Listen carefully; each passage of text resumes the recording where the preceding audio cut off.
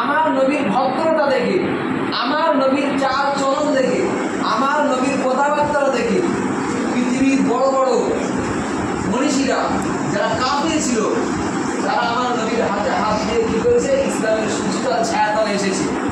আমাদের কোনো কষ্ট করতে হয়নি, আমাদেরকে জিহাদ করতে হয়েছে, আমাদেরকে কি ইসলামের জন্য কোনো জায়গায় দৌড়তে হয়েছে, আমাদের মা বাবাকে যেতে হয়েছে, কোথাও যেতে হয়নি।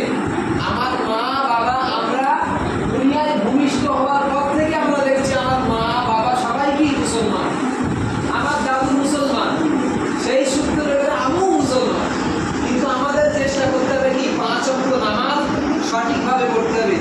এই নামাজ প্রতিষ্ঠিত করার জন্য আল্লাহ রাসূল সাল্লাল্লাহু আলাইহি ওয়াসাল্লাম তায়েফের ময়দানে গিয়ে নিজের শরীর থেকে রক্তাক্ত করেছে। কাদের জন্য? আমাদের জন্য। কাদের জন্য?